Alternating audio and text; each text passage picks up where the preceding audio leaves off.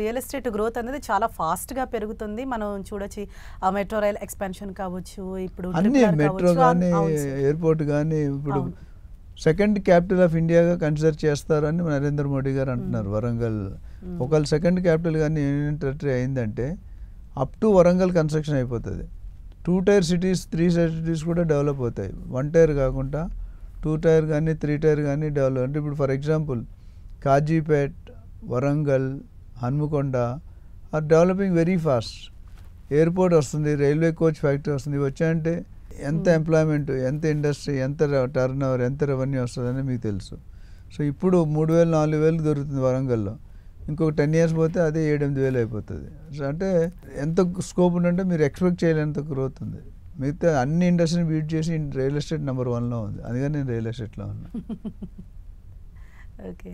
And sir ఇప్పుడు ఏదైతే government ఈ విధానం తీసుకొస్తుంది ఇవన్నీ ఓన్లీ అన్యూజ్డ్ ల్యాండ్స్ వరకే ఉంటుందా? అంటే ఇప్పుడు కొన్ని పొల్యూషన్ ఏరియాస్ అనేవి ఉన్నాయి, అంటే బాలానగర్, కూకట్పల్లి ఇవన్నీ కావచ్చు. అంటే ఇక్కడున్న ఏరియాస్ అన్ని ఓఆర్ఆర్ వైపు అక్కడికి షిఫ్ట్ చేసే అవకాశాలు ఏమైనా ఉన్నాయా అంటే ఫ్యూచర్? ఆల్రెడీ ఆ షిఫ్టింగ్ మొదలు పెట్టారండి. ఇప్పుడు బాలానగర్ కానీ పటాన్చెరు మోస్ట్ ఆఫ్ ది ఇండస్ట్రీస్ని తీసేశారు, క్యాన్సిల్ చేయమని చెప్తున్నారు.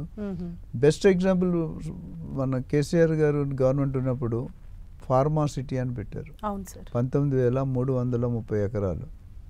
ఇప్పుడు రేవంత్ రెడ్డి గారు ఏం చేస్తుంటే పొల్యూటెడ్ ఇండస్ట్రీస్ ఎస్పెషల్లీ ఫార్మా సిటీలో ఏమవుతుందంటే ఫార్మా ఇండస్ట్రీస్లో బై ప్రొడక్ట్స్ ఇప్పుడు రాజమండ్రి కాకినాడ వెళ్తే షుగర్ ఫ్యాక్టరీ ఉంటుంది, మొలాసెస్ అంటారు, వాసన వస్తుంది చాలా దారుణమైన.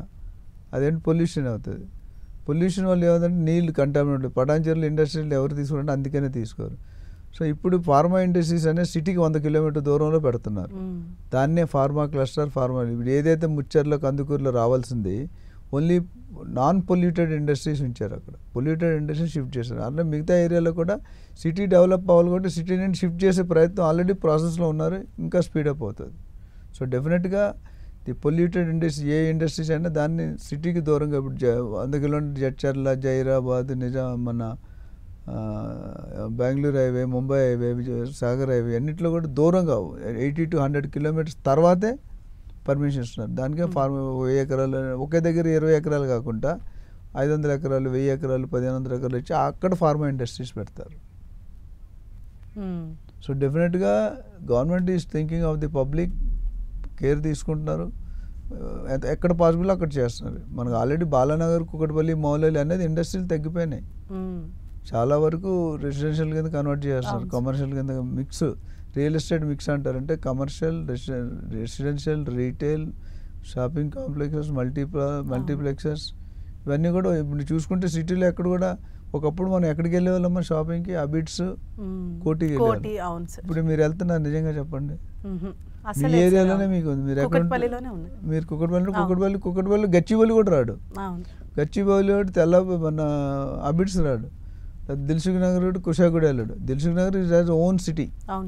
అంటే ఎక్కడక్కడ సాటిలైట్ టౌన్షిప్స్ దాన్నే ఇప్పుడు గ్రోత్ కారిడార్ ఓఆర్ఆర్, RRR మధ్యలో వస్తాయి 10-12 సాటిలైట్. దాని చుట్టూ డెవలప్ అయిపోతాయి. ఒకప్పుడు షాబాద్ అని ఉండదు ఒక ఏరియా, బెంగళూరు తిమ్మని రైట్కి వెళ్తారు. 5 years బ్యాక్ ఏం లేదు. దాని తర్వాత 2 SEZలు సీతారాంపూర్, చందనవల్లి SEZ 3,000 ఎకరాలు డిక్లేర్ చేశారు.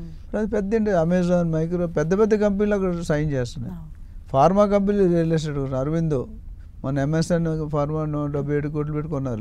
ఎవరు రెగ్యులర్ రియల్ ఎస్టేట్ వల్ల ఫార్మా వాళ్ళు కొంటున్నారు. అంటే ఎంత పొటెన్షియల్ ఉందో మీకు అర్థమవుతుంది. So real estate is going to be rocking. డెఫినెట్గా ఎన్ని ఇబ్బందులు వచ్చినా, ఏ గవర్నమెంట్ వచ్చినా, ఏ సీఎం వచ్చినా గ్రోత్ అనేది ఫాస్ట్ ట్రాక్లో పడిపోయింది. So nobody will stop. Sir అంటే